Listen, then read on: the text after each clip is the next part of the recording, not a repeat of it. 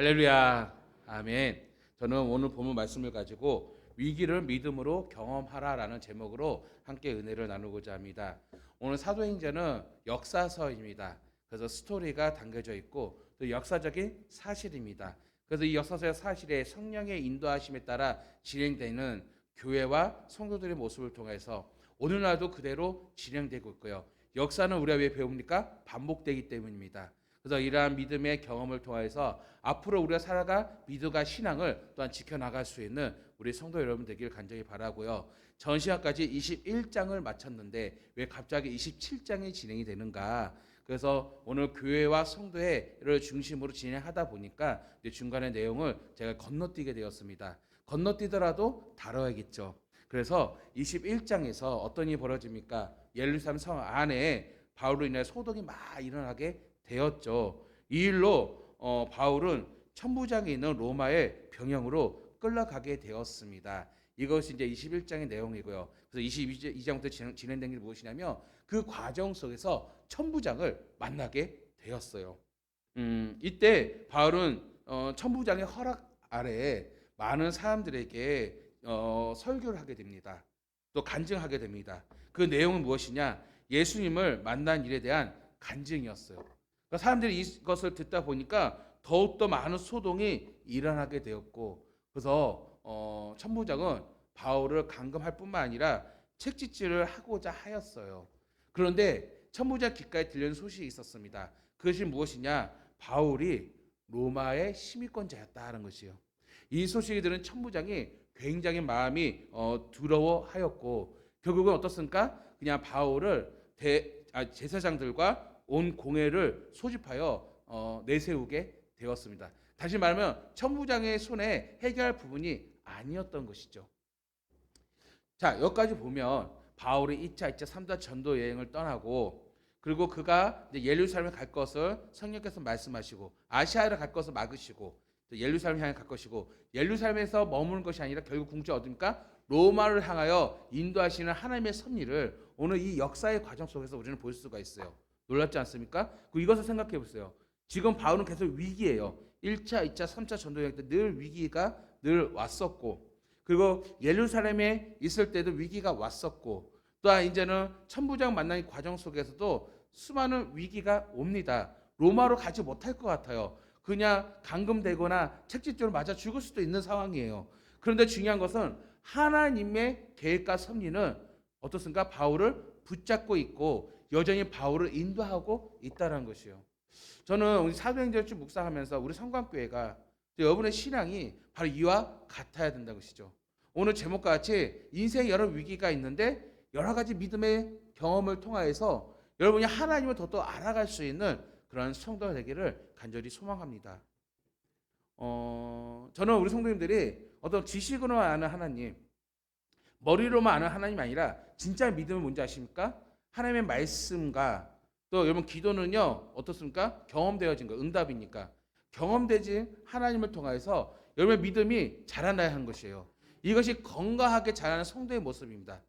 그래서 성도는 성경만 많이 한다고 믿음이 좋은 것이 아니라 균형이 있어야 돼요. 오늘 말씀 나중에 결론 나오겠지만 오직 말씀과 지식적인 것이죠. 말씀과 기도가 잘 조합이 이루어져서 균형적으로 신앙생활을 할 때 우리의 믿음이 더욱더 견고하게 자라나는데 여기에 핵심이 무엇이냐? 행하는 거 무엇일까? 경험이 되어야 할 줄 믿습니다. 그래서 우리의 신앙은 체험 신앙이 되어야 믿음이 자라나는 것이에요.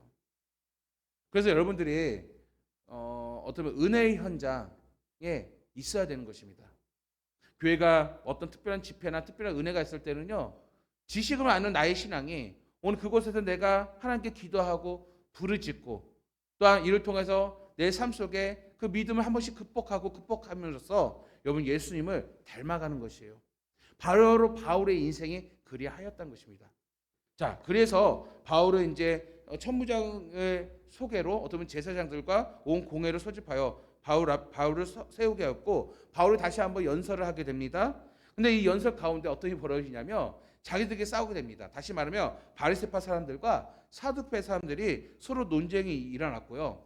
이 논쟁이 얌전하면 모르겠는데 너무나도 컸어요. 너무나 논쟁이 크다 보니까 천부장의 손에서 해결되지 않는 것이에요. 그래서 이것도 하나님의 인도하심이에요. 그래서 총독 바로 벨리스에게 끌려가게 됩니다. 이때 당시에 이스라엘은요 로마의 식민 아래에 있었지 않았습니까? 그래서 각 지역마다 총독을 세웁니다. 이때 벨리스 총독이 바로 이 유대 이 사람들을 다스렸던 총독이었습니다. 그 총독은 참 관심이 있었어요. 그래서 어떻게 하냐? 바울을 2년 동안 감금을 합니다. 2년 동안 감금을 딱 말하면 2년 동안 지켜줍니다. 청무장에 보낼 수밖에 없었던 뭐냐면은 바울을 죽이다 암살단이 조성이 됐어요. 암살단이 조성되니까 이걸 조심해야 되지 않겠습니까? 그러니까 여러분 내 몸을 보호하려면 차라리 감옥에 들어가는 게 더 안전해요. 그렇지 않겠습니까? 그래서 2년 동안 감금이 된 상태였어요. 그런데 벨릭스가 너무나도 신기하니까 자주 바울을 불러다가 어떻습니까? 대화를 나누는 것이요. 이 자주 불렀다는 것은 무엇입니까? 어느 정도 바울을 인격적으로 좀 되었다는 것이죠. 그러니까는 좀 불편하지 않겠고 좀 내가 볼 때는 먹을 것도 잘 주고 좀 그렇게 교류를 좀 나눴던 것 같아요. 그 2년이 금방 지나갑니다. 근데 이 총독이 영원하지 않습니다. 이제 벨리스 총독이 사임을 하게 되고 그 다음에 베스더 총독이 새로 부임하게 되었습니다. 그래서 이제 벨리스 총독과 또 만나게 되고요. 그 대화 가운데 그 지역의 분봉 왕 아그리파 왕이 있어요. 이 아그리파 왕은 이제 성경을 잘 아니까 또 아그리파 왕을 소개하게 합니다. 그래서 아그리파 왕을 만나게 돼요. 자, 그래서 대화 가운데 내린 결론이 무엇이냐?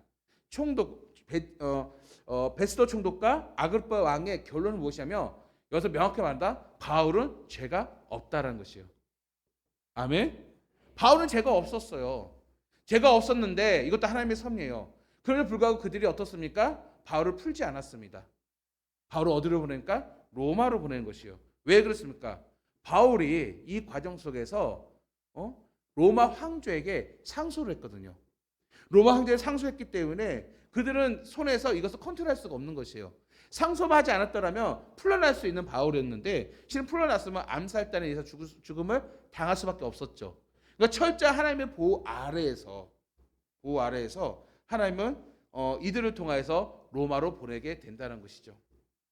여러분이 눈에 보기에는 위기고 좋지 않다라고 생각하는 것들이 하나님은 모두 시 공간을 초월하신 능력의 하나님이십니다. 그래서 우리 눈에는 보기 좋지 않더라도 하나님은 우리를 지키기 위해서 감옥이라도 지켜주시는 하나님이란 말이에요. 그러니까 우리가 섣불리 나를 인도하시는 하나님을 대해서 우리가 판단해서 안 돼요. 이럴 때일수록 우리는요 나의 위기를 믿음의 눈으로 바라볼 수 있는 성도가 되어야 할 줄 믿습니다. 이 또한 로마까지 향하는 이 과정이 모든 것이 하나님의 인도하심을 우리는 보게 되는 것이에요. 그리고 이제 본문 27장의 말씀이 진행되는 것이에요. 아멘. 예. 오늘 27장 진행하면서 저는 이런 생각을 하게 됩니다. 우리는 인생을 살아가면서 정말 생각하지 못하는 위기를 만나기도 합니다. 그리고 그 위기를 어떻게 극복하느냐에 따라서 인생이 달라지기도 합니다. 특별히 우리 믿는 사람들은요, 세상 사람들과 달라야겠죠.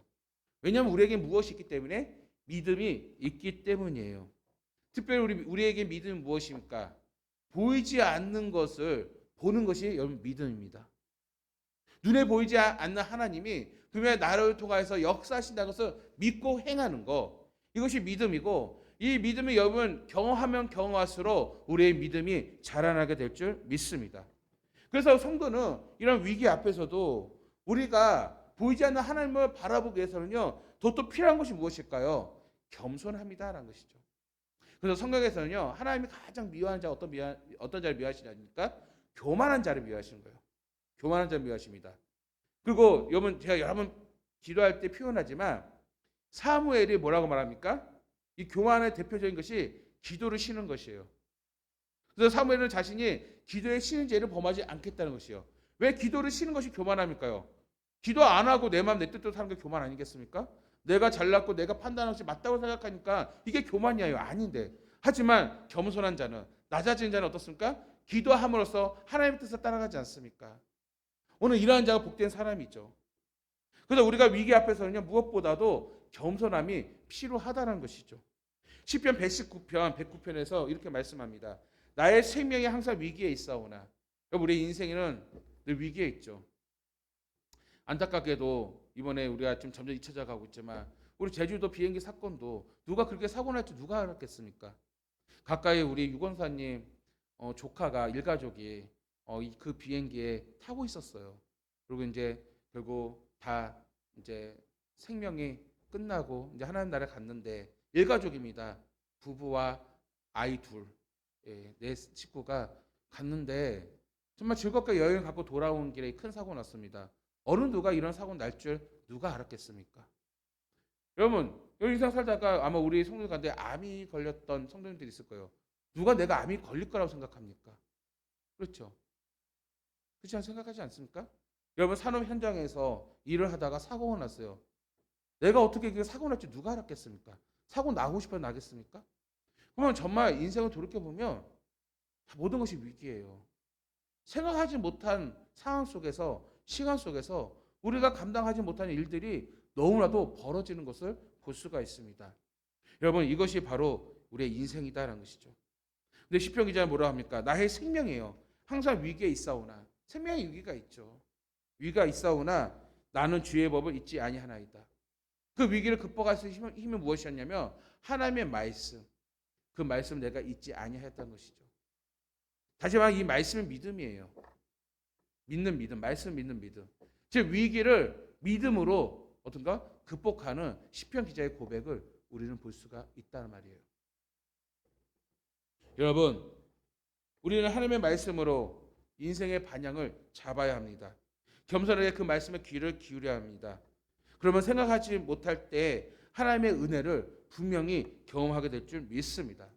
저도 위기가 있을 때 어떻게 해야 할지 모를 때 하나님 앞에 기도하고 그 말씀 묵상할 때 그치 이거지.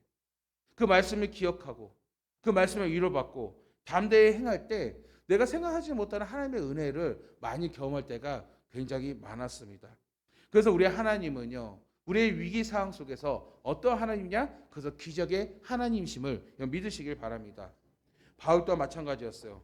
바울은 복음에 대한 뜨거운 마음을 가지고 있었습니다. 그리고 마지막 종착점 로마를 향하여 그는 나아가게 되었습니다. 근데 로마까지 가기까지는 지금 1년의 과정이 무엇입니까? 늘 위기였다는 것이죠. 그리고 그 위기 가운데 비로소 하나님의 인도하심에 따라서 로마로 향하는 배를 타게 되었습니다. 우리 하나님이 얼마나 좋으신 하나님인지 어떤 죄수로서 끌려가는 거 아니겠습니까? 근데 그 배에 타고 있던 율리오라는 백부장이 있었는데 성경에 보니까는 바울이 원하는 것을 다 들어줬대요. 필요한 것을 다 채워줬대요. 그만큼 어떻습니까? 하나님의 인도하심은 너무나도 선함이 있었던 것입니다. 그래서 바울은 이제 해변을 따라 배를 타고 떠나게 되었는데 성경에 보니까 그 배를 탄 가운데 역풍이 불기 시작했습니다. 그럼에도 불구하고 하나님의 인도하심 따라 간신히 배를 끌고 그리고 아름다운 항구라는 곳에 도착하게 되었습니다. 자, 근데 이 과정 속에서 이들이 시간이 많이 지체됐어요. 겨우겨우 갔거든요. 그러니까 항해를 천천히 간 것이에요. 그러니까 그만큼 지금 항해 조건이 좋지 않았던 것이죠. 이미 항해 조건이 좋지 않았던 맛을 보았던 그들이었는데 그들은 이제 아름다운 항구에 도착을 하게 되고 그 도착하면서 이제 필요한 식량을 또 채우고 여러 가지 물자를 채웠겠죠. 근데 성경에 보니까 많은 시간이 소모되고 이날을 금식하는 절기라고 표현합니다. 왜 금식하는 절기라고 나타나게 되었냐면은 이 금식하는 절기가 바로 대속죄일이었습니다. 이 대속죄일은 9월에서 10월 사이인데 오늘 이 항해길은요 겨울이 다가올수록 이 바다 여행은 매우 위험한 지역이었습니다. 그런데 이 겨울이 다가오니까 이미 9월 달부터 주석에 보니까 3월까지는 항해가 하기 어려운 그 시기였어요. 그러니까 얘네들은 겨우겨우 아름다운 항구에 도착하게 된 거죠. 중간 지점에서. 그 아름다운 항에서도 로마로 가야 되는데 가지를 못하니 바울이 친구를 합니다. 지금 위험하니 우리가 겨울에 여기서 나갑시다. 겨울에 여기서 지냅시다. 근데 사람들이요. 이 아름다운 항구가 겨울 보내기가 참 불편했나 봐요. 그리고 보니까 백부장 율리오가 보니까 바울에게 친절은 베풀었지만 바울의 말을 듣기보다는 성경에 말하니까 선장과 선조의 말을 더 믿었다라고 성경 기록되어 있어요. 여기서 바울과 율리오의 차이를 우리는 볼 수가 있어요. 그러니까 사람의 말을 더 신뢰하고 믿는 율리오의 모습이었죠. 그리고 대다수의 사람들의 의견을 들었습니다. 대다수 사람들은 아름다운 항구가 좀 좋은 호텔이 없었나 봐요. 머물기 좋지 않았나 봐요. 그러니까 베닉스라는 곳에 가서 우리가 겨울을 나차는 것이요. 조금만 가면 되는 것이요. 그러니까 사람의 마음이 그래요. 조금만 더, 조금만 더. 탐식과 탐욕도 어떻습니까? 조금만 더, 조금만 더. 그러니까 조금만 더라는 이 마음이 그들이 하나가 되었고, 그리고 배가 다시 출항하게 되었습니다. 처음에는 굉장히 배가 무난했어요. 훈풍이 들기 시작했습니다. 근데 얼마 지나지 않아 어떤 일이 벌어지냐? 유라굴로라는 태풍이 불어닥치게 되었습니다. 이로 인하여서 사람들이 폭풍에 몹시 시달리게 되었고, 선원들이 이제 당황하다 보니까 무역선의 모든 짐들을 바다에 버리기 시작되었습니다. 자, 얼마나 큰 피해 아니겠습니까? 그런데도 감당하지 못해요. 심지어는 이 폭풍이 얼마나 세다 보니까 표류하게 돼. 방향감을 잃어버렸어요. 표류하게 됐는데 더 안타까운 것은 표류하게 되면은 해달별을 보고 방향을 잡고 갈 수 있지 않겠습니까? 폭풍이 얼마나 거센지 해와 달과 별이 보이지도 않았다라고 성경은 말씀하고 있어요. 얼마나 큰 폭풍입니까? 그래서 모든 사람들이 우린 죽었구나, 구조되기를 포기하는 지경에 이르게 되었습니다. 그 많은 사람들이 이제 먹지를 못하였습니다. 이때 바울이 오늘 그들에게 말씀을 전하는 것이요. 그거는 무엇이냐? 두려워하지 말라는 것이에요. 그리고 내가 하나님께 기도하였더니 하나님 주신 그 응답이 무엇이냐? 안심하라는 것이에요. 내가 어느 섬에 안전하게 도착하게 하시겠다는 것이요. 한 사람도 다치지 않고 구원해 주시겠다라는 그런 연설을 사람들에게 전하게 됩니다. 뭐 사람들 듣겠어요? 듣지 않죠. 하지만 바울은 전할 그 말씀을 증거하였던 것입니다. 여기서 우리는 대조가 돼요. 그 광풍을 만나는 사람들 가운데 대부분의 많은 사람들은 어떻습니까? 사람의 눈으로 바라보며 당황하고 위기라 생각하고 낙심하고 소망을 잃어버리고 포기하는 그들의 인생 가운데 바울은 어떻습니까? 이런 환경 가운데도 차분했고 담담했고 오히려 용기 있고 오히려 또 담대한 바울의 모습을 볼 수가 있어요. 그 차이는 어떤 차이일까요? 바로 위기가 있을 때 어떻게 대처하는 차이다라는 것이죠. 다른 게 아니요, 바로 믿음의 차이였다라는 것이죠. 그동안 바울은 1차, 2차, 3차 전도 여행뿐만 아니라 지금까지 1년의 과정 속에서 늘 위기가, 오늘 시편의 고백처럼 나의 생명을 위험을 느끼는 위기가 늘 왔지만 바울은 그것을 믿음으로 경험하였습니다. 믿음을 경험한 것을 겹겹이 위에 쌓여간 것이 더 어떤 견고한 믿음이 되었고, 오늘 이 상황 속에서도 믿음으로 극복하는 바울의 모습을 볼 수가 있습니다. 오늘 여러분의 인생을 살아가면서 얼마나 많은 위기가 있습니까? 지금 우리나라 암담하죠? 먼저 정치적으로 지금 위기가 있습니다. 사회적으로 위기가 있습니다. 여러분 경제적으로 정말 큰 위기가 있습니다. 어제 기사를 보니까 기업 총수들에게 설문조사를 했더니 99%가 IMF까지 수준의 위기가 올 것이다라고 예측하고 있는데 27%의 있는 사람들은 IMF보다 더 큰 위기가 올 것이다라고 지금 판단을 하고 있다, 분석을 하고 있다는 것입니다. 여러분 이런 거 들으면 얼마나 마음이 답답합니까? 특히 사업을 하시는 우리 성도들 같은 경우는 제 앞이 캄캄하지 않겠습니까? 아니 직장을 다니는 성도들은 내 직장이 언제 회사가 망할지. 여러분 홈플러스 정말 이런 유통의 세계 2위인데 지금 계속해서 홈플러스가 지금 재정 위기로 지금 언론에 지금 나오고 있지 않습니까? 수만 명의 사람들이 지금 그곳에서 일을 하고 있고 관련되어 있습니다. 뭐 유통하는 업체와 다 연결된 인원수만 10만 명이랍니다. 10만 명. 그럼 하루아침에 정말 회사가 부도나면 10만 명 사람들이 일자리를 잃는다는 것은 어마어마한 거 아니겠습니까? 그러니까 정말로 위기가 눈앞에 있다는 것이요. 오늘 이 시대에 살아가면서 전 수많은 위기가 있는데 그 위기가 우리 앞에도 있다는 것이요. 우리는 바울의 믿음, 그 위기를 어떻게 극복하는 것을 우리가 바라보면서 우리 현 시대에 다가오는 우리의 신앙적인 거, 경제적인 거, 어떤 환경적인 거, 우리의 건강과 우리 모든 인생의 위기를 어떻게 극복할 것인가를 오늘 말씀 통해서 여러분이 깨달아 알아서 더욱더 큰 믿음으로 정말로 이 위기를 극복하는 우리 성광의 성도 되기를 주의 이름을 간절히 축원합니다. 저는 두 가지로 정리하겠습니다. 첫 번째는 무엇이냐? 위기를 기도로 극복하는 믿음입니다. 여러분 위기는요 기도로 극복하는 것입니다. 이 믿음을 가져야 되는 것이에요. 22절에 보니까 내가 너희를 권하노니 이제는 안심하라. 자 이제 폭풍 중에서 이제 사람들에게 이제 권하는 말씀이에요. 안심하라는 것입니다. 너희 중 아무도 생명에는 아무런 손상이 없겠고 오직 배뿐이더라. 생명은 손상이 없고 배만 다칠 뿐이지 사람은 다치지 않을 것이다라고 선포하는 바울의 메시지를 볼 수가 있습니다. 바울이 이렇게 담대하게 말씀을 전할 수 있었던 것은 그 폭풍 가운데 바울은 하나님께 기도했기 때문입니다. 위기 가운데 믿음으로 기도했어요. 폭풍이 일어난 이 상황 속에서 그는 기도했어요. 왜 그가 기도했을까요? 다른 게 아니에요. 하나님을 향한 믿음이 있었기 때문입니다. 다시 말하면 우리 전 시간에 제가 언급했듯이 하나님은 우리를 향한 그 예정과 계획이 있었기 때문이에요. 아멘. 나를 향한 예정과 계획을 아는 사람은요, 이 땅의 가치를 알아요. 이 땅의 가치는 무엇입니까? 땅의 모든 재물이 아니에요. 이 땅에 사는 방식이 아니에요. 이 땅에 나에게 주어진 복음인 줄 믿습니다. 복음의 가치로 우리는 살아가는 것이에요. 이 복음의 가치, 이 복음은요 영원한다는 것이에요. 바울은 그걸 알고 있어요. 나를 부르심, 하나님의 나의 예정과 그 선택하심을 바울은 알았고 그래서 믿음으로 이 상황 기도하였더니 하나님께 응답받은 것을 볼 수가 있습니다. 시편 50편 15절에서도 환난 날에 나를 부르라, 내가 너를 건지리니 내가 나를 영화롭게 하리로다. 아멘. 여러분, 그럼 우리가 왜 하나님을 찾고 하나님께 부르짖을까요? 놀라운 비밀이 담겨져 있습니다. 여기에는요, 그동안 바울이 그리스 사람들에게도 전했던 그 말씀과도 딱히 통합니다. 그러니까 바울의 이러한 믿음의 관이 있었어요. 오늘도 여러분은 하나님이 이러한 하나님을 믿으시기 바랍니다. 하나님은 어떤 하나님이시기에 하나님의 모든 만물을 창조하신 하나님이십니다. 아멘. 이미 이것을 끝이에요. 모든 만물을 창조하신 하나님이에요.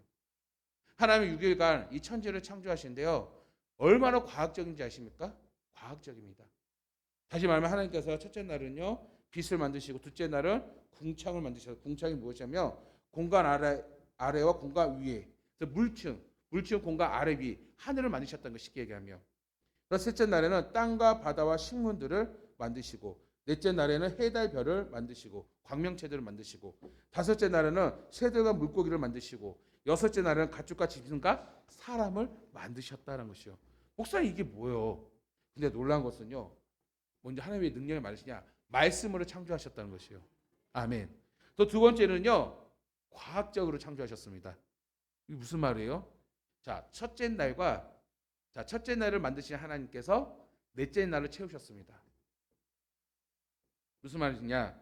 빛을 만드실 때 그 빛에 조화롭게 무엇을 만들까? 해달별이죠. 해달별로 채우셨어요. 공간을 만드시고 채우신 하나님. 굉장히 과학적입니다. 둘째 날을 만드시고 다섯째 날을 채우신 하나님이에요. 살게 했다는 것이요. 셋째 날을 만드시고 여섯째 날을 채우셨어요. 그들이 살게 하셨어요. 하나님의 창조하신 얼마나 질서를 정연하십니까? 얼마나 과학적입니까?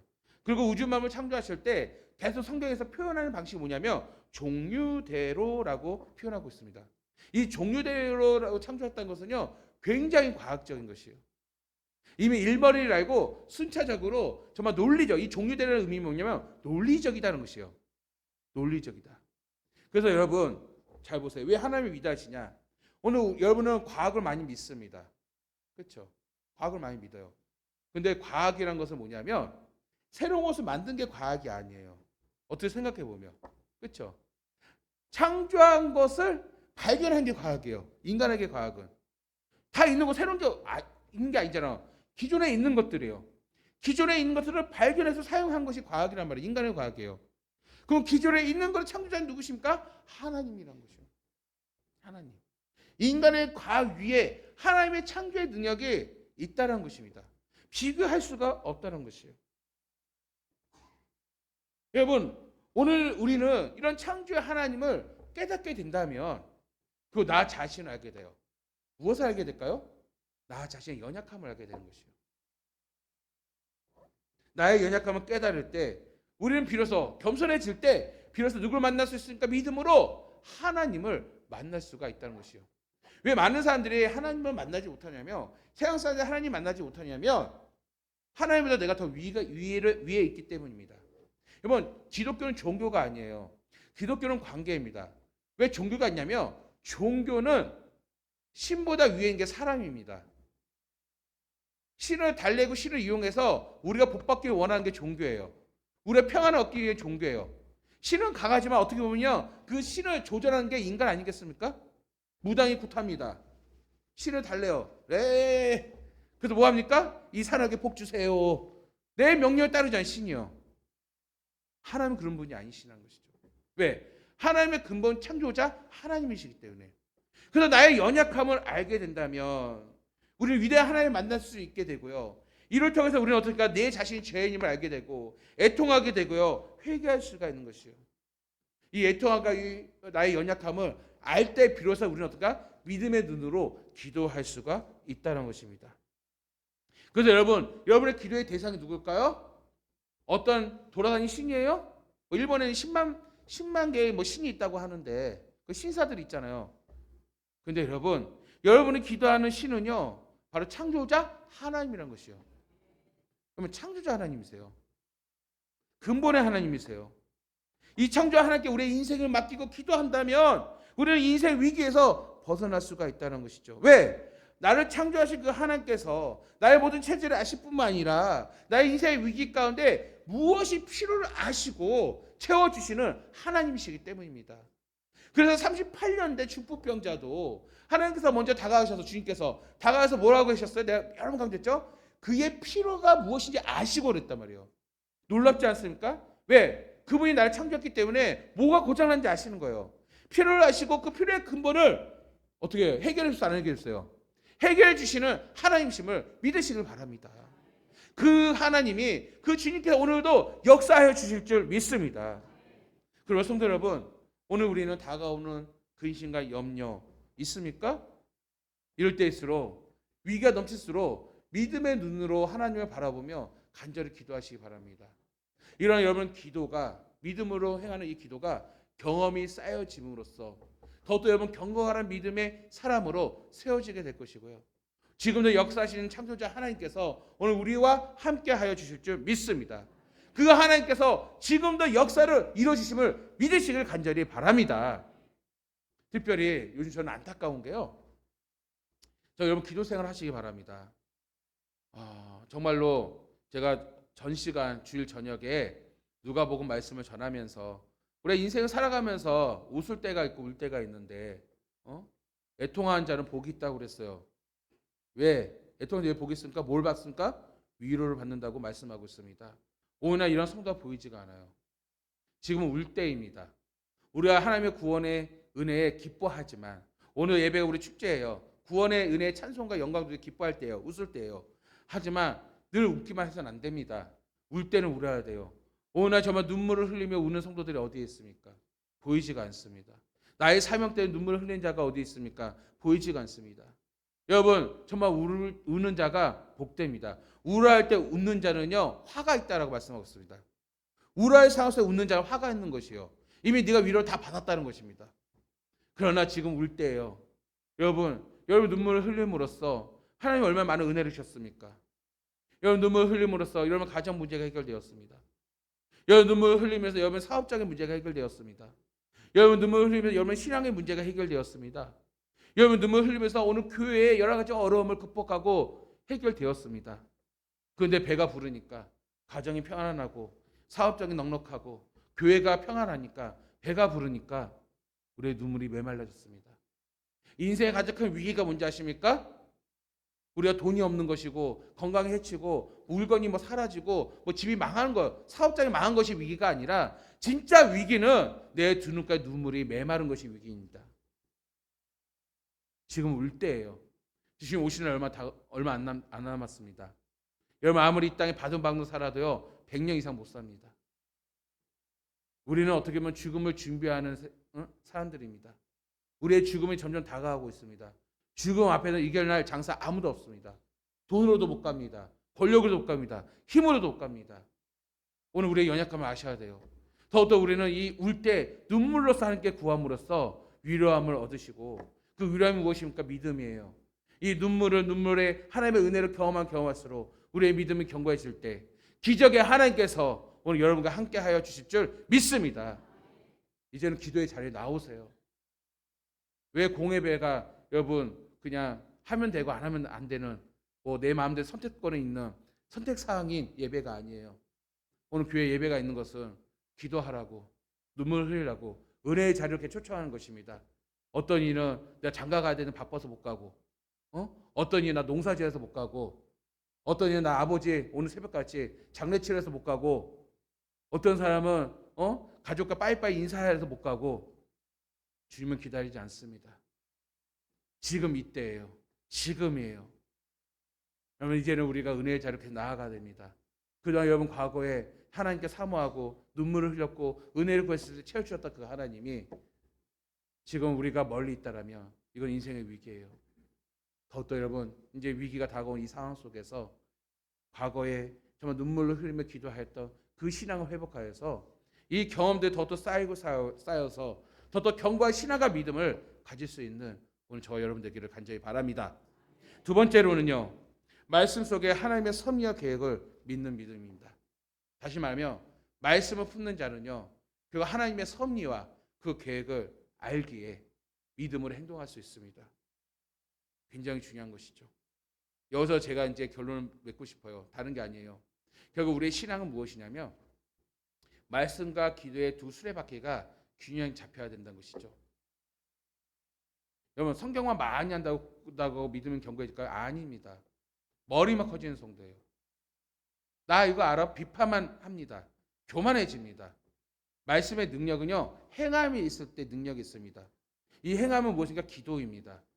기도의 능력 받아서 우리가 행하는 것이에요. 이것이 여러분 우리가 경험이 되어야 할 줄 믿습니다. 그래서 우리의 믿음의 신앙은요, 말씀과 기도가 조합이 되고 균형을 잡아서 매진함으로써 그래서 어떻습니까? 믿음이 자라나게 되는데 왜 자라납니까? 말씀과 기도를 통해서 하나님의 예정과 계획과 섭리를 깨달아 알기 때문입니다. 나의 부르심과 소명을 알기 때문입니다. 이를 통해서 우리는 어떻습니까? 믿음으로 행동하는 것이요. 믿음을 행동하는 것. 그 경험이 하나 쌓여질 때 바울과 같이 더욱더 견고한 믿음이 되게 되고요. 오늘 제가 잠언서의 말씀과 같이 바울의 믿음의 최고의 열매, 그 열매는 무엇이냐면 자족의 힘이었습니다. 자족의 능력. 오늘 우리도 이런 말씀과 기도의 신앙을 통해서 하나님의 채워주심을 알기 때문에 자족의 은혜를 누릴 수 있는 성도가 될 줄 믿습니다.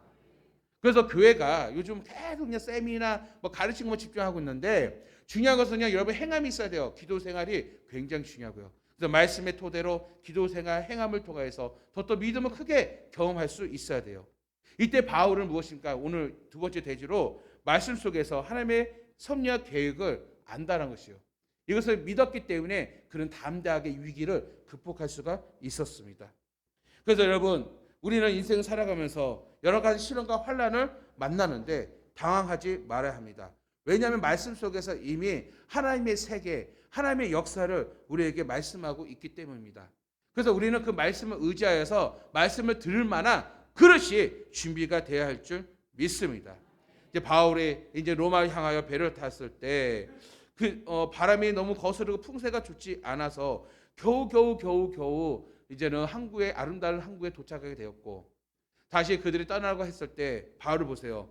만류하지 않습니까? 여기서 겨울을 보내야 합니다. 만류했을 때 자 그렇게 친했던 율리오가 백부장 율리오가 바울에게 호의적이었고 필요한 것을 채워줬던 율리오가 바울의 말을 듣지 아니하고 누구의 말을 들었어요? 성장과 선지의 말을 들었고 성경에서는 믿었다고 표현합니다. 믿었다는 것이요. 즉 사람을 믿었다는 것입니다. 여러분 바울은요 누구를 믿습니까? 창조자 하나님의 말씀을 믿었습니다. 근데 율리오는 무엇입니까? 과학의 세계를 믿었습니다. 즉 선주와 선장의 과학적 항해술 그 과학의 논리를 믿었다는 것이요. 여기에 난 결론이 무엇입니까? 바울에게는요 창조주 하나님을 믿었더니 안전하지만 오늘 율리오는 무엇입니까? 과학의 논리를 믿었지만 늘 위기가 있다라는 것이에요. 결국 바울의 말을 듣지 않은 사람들은 감당하기 어려운 태풍을 만나지 않습니까? 이 상황에 우왕좌왕하고 있습니다.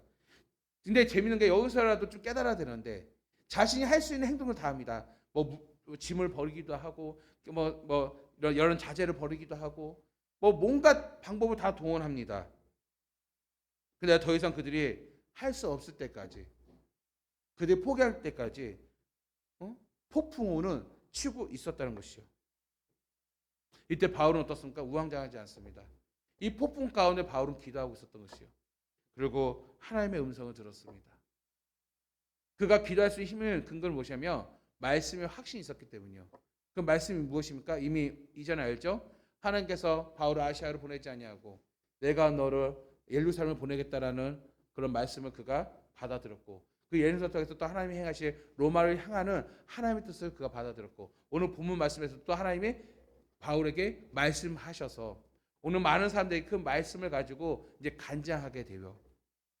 사람의 소리로, 사람의 과학으로, 사람의 논리로 살았던 그들이 우왕좌왕하는데 비로소 기도 가운데 그 말씀을 붙잡고 말씀을 전하는 이 상황 속에서 하나님의 선하심을 우리는 볼 수가 있는데, 바울이 어떻게 얘기했느냐, 어떻게 간증했느냐. 자, 21절입니다. 21절에서 26절인데요. 우리 함께 읽겠습니다. 자, 21절부터 26절. 그냥 말씀 읽으면 그냥 은혜가 됩니다.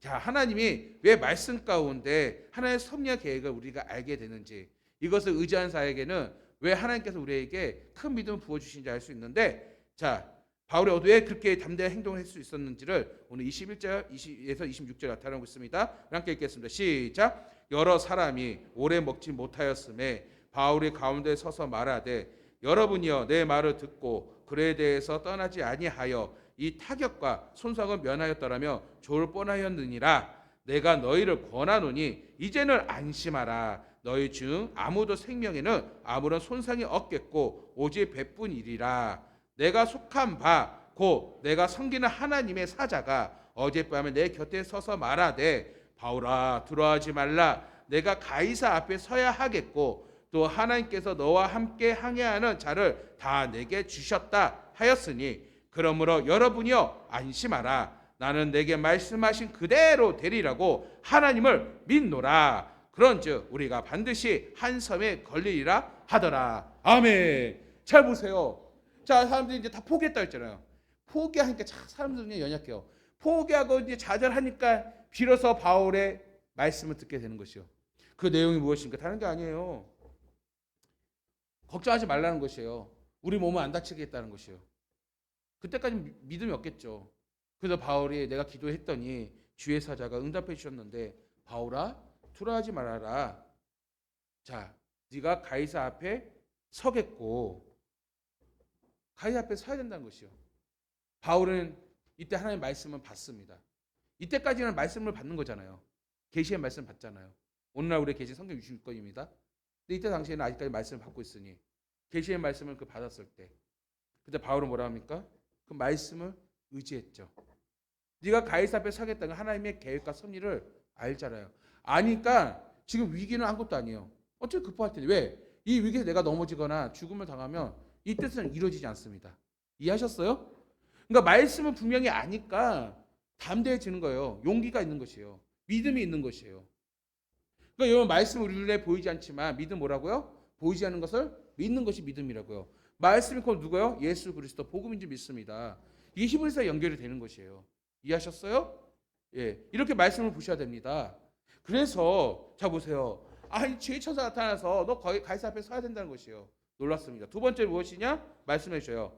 그래서 너와 함께한 자, 네가 로마까지 갔는데 돕는 자들의 이 사람들은 어떻게 보면 바울이 배 저었어요? 배 만들어서? 아니요. 이 사람들 위해서 갈 수밖에 없어요. 이 사람들도 너 때문에 구원해 주겠다는 것이에요. 여러분, 교회 안에 신앙생활 하는데 어떤 사람 친해지냐면 믿음 있는 사람 친해지기 바랍니다.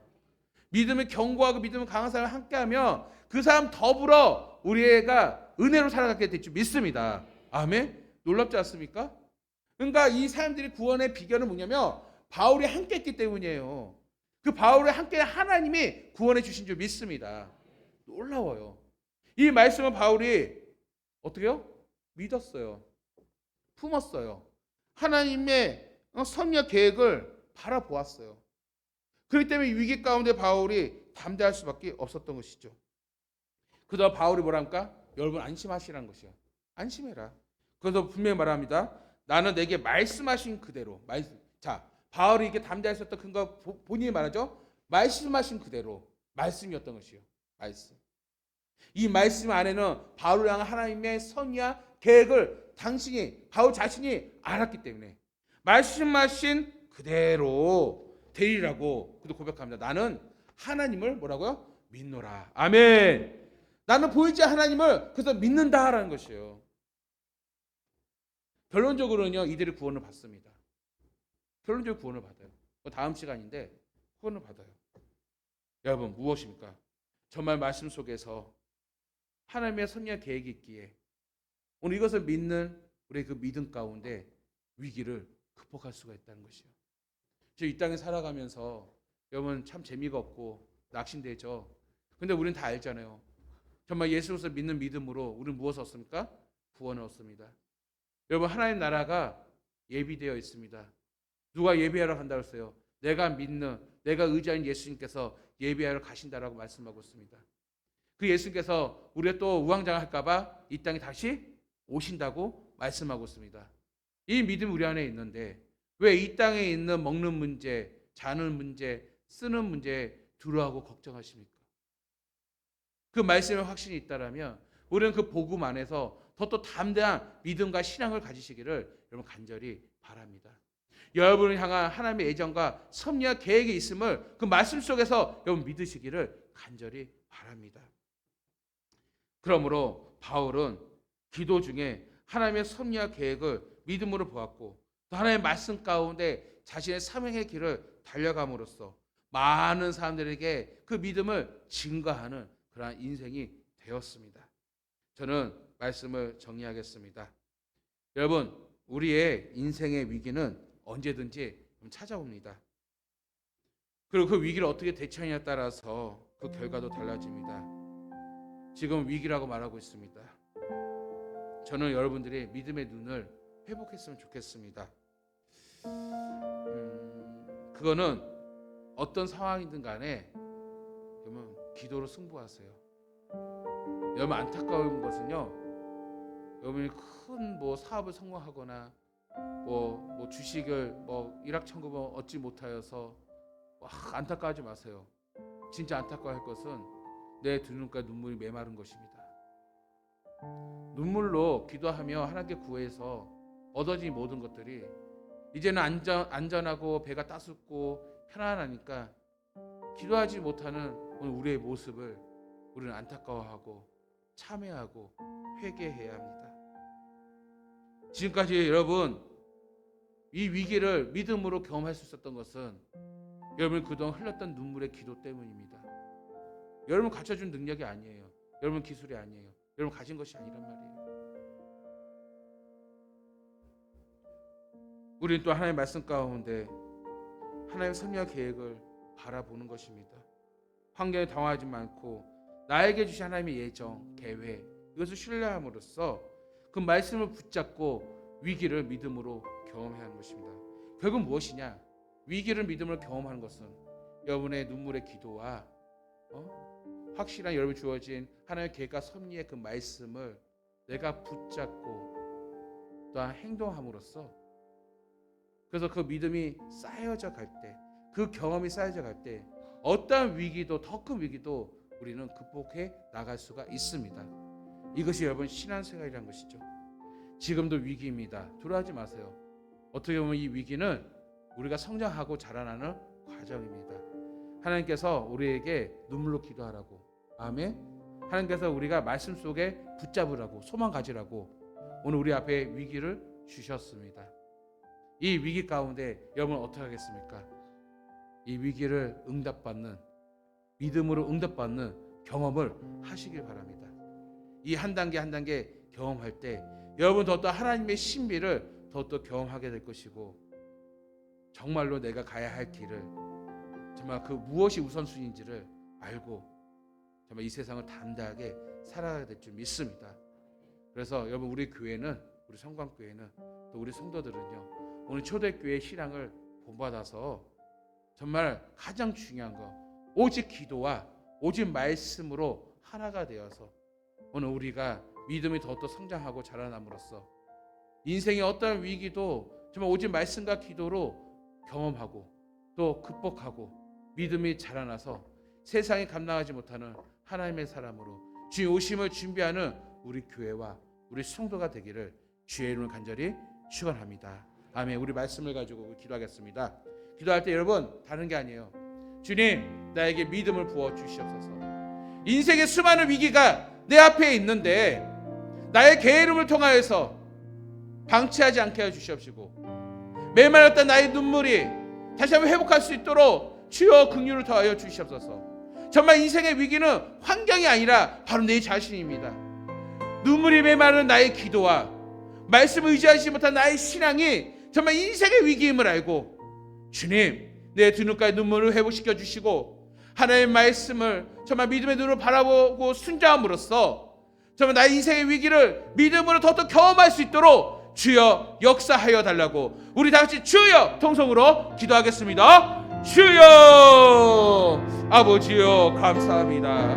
오늘 이 시간에 주여 우리에게 말씀을 주시고 오늘 우리의 신앙을 다시 한번 그 말씀 속에 점검할 수 있도록 인도해 주시노라 감사합니다.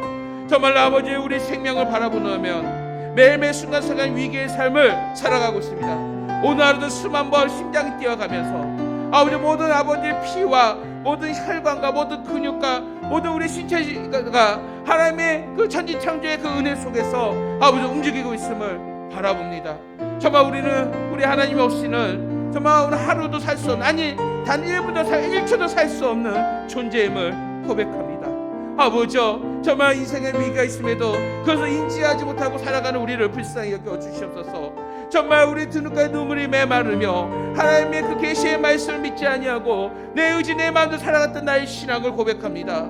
아버지, 우리의 죄악을 용서하여 주시옵소서. 우리의 교만함을 용서하여 주시옵소서. 다시 한번 나의 눈을 들어서 창조주 하나님을 바라보게 하여 주시옵시고 두 눈가에 눈물을 흘리며 나의 연약함을 고백하며 회개하며 하나님을 의지한 나의 신앙이 되게 하여 주시옵소서. 주님께서 약속하신 그 말씀을 믿음의 눈으로 바라보게 하시고 하나님의 구원의 계획과 섭리를 아버지 신뢰하며 붙잡게 하여 주셔서 아버지, 이런 믿음의 경험들이 하나하나 쌓여지게 하여 주십시고 인생의 모든 위기가 정말 이런 믿음을 통해 극복함으로써 더더 견고한 믿음, 더더 성숙한 믿음으로 우리가 자라날 수 있도록 주여 인도하소서. 우리 성곽교회와 우리 성도들이 정말 이 마지막 이때 오직 말씀과 기도로 무장하여 이 두 수레 바퀴가 믿음에 전진함으로써 아버지, 더 위기를 극복하는 교회가 되게 하시고 우리 성도들의 삶이 되게 하시옵시고 초대교회 성도들을 아버지 우리가 본받아서 주여 오실 그날까지 더 큰 믿음으로 이 세상 살아갈 수 있도록 주여 축복하여 주시옵소서. 여전히 아버지 게으르고 나태하고 영적으로 무지하고 아버지 기도하지 못하고 주의 은혜를 구하지 못하는 우리의 연약함을 불쌍히 여겨주시사 아버지, 그 위기 앞에 꼬꾸라지지 않게 하시고 사람의 소리를 들리고 세상의 과학에 의지하지 아니하고 오직 믿음으로 오직 기도의 말씀을 통해서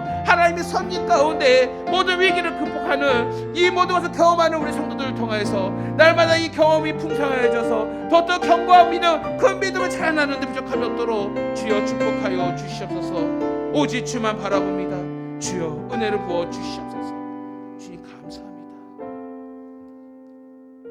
아버지 감사합니다. 오늘 말씀을 통해서 우리 인생의 큰 위기들을 사람의 눈으로, 사람의 과학과 그 논리로 우리가 의지하지 아니하고 오히려 주님 앞에 이 위기를 두고 눈물을 흘리며 기도하고 하나님의 계획과 그 섭리를 바라보고 말씀 속에서 위로받고 길을 찾아서 이 위기를 극복할 수 있도록 주여 은혜를 부어 주시옵소서.